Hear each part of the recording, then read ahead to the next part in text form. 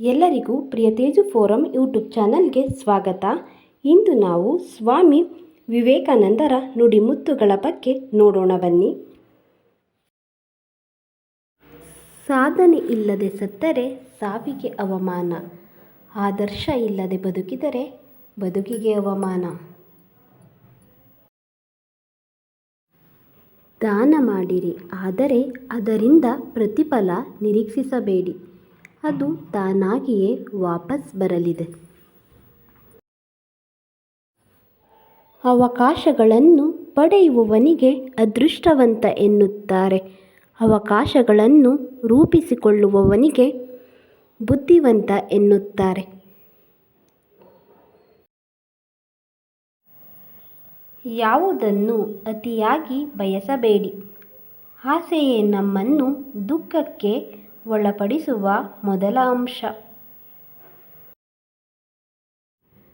ಎಲ್ಲ ಶಕ್ತಿಯೂ ನಿಮ್ಮೊಳಗೆ ಇದೆ, ನೀವು ಏನು ಬೇಕಾದರೂ ಮಾಡಬಹುದು. ಮನುಷ್ಯರಲ್ಲಿ ಪರಿಪೂರ್ಣತೆಯನ್ನು ಹಿಗ್ಗಿಸುವುದೇ ಶಿಕ್ಷಣ.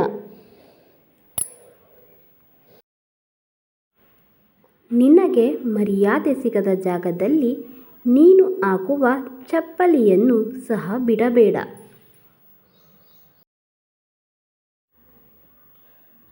ನಿಮಗಾಗಿ ಏನನ್ನೂ ಬಯಸಬೇಡಿ, ಎಲ್ಲವನ್ನೂ ಇತರರಿಗಾಗಿ ಮಾಡಿ. ಭಗವಂತನಲ್ಲೇ ಇರುವುದು, ಅವನಲ್ಲೇ ಬಾಳುವುದು, ಚಲಿಸುವುದು ಎಂದರೆ ಇದೆ. ಮೊದಲು ನಿಮ್ಮನ್ನು ನೀವು ಜಯಿಸಿ, ಆಗ ಮಾತ್ರ ಇಡೀ ಜಗತ್ತನ್ನೇ ಜಯಿಸಬಹುದು.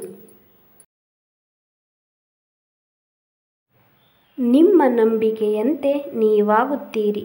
ನಿಮ್ಮನ್ನು ನೀವು ಋಷಿಗಳೆಂದು ನಂಬಿದರೆ ನೀವು ನಾಳೆ ಋಷಿಗಳೇ ಆಗುತ್ತೀರಿ.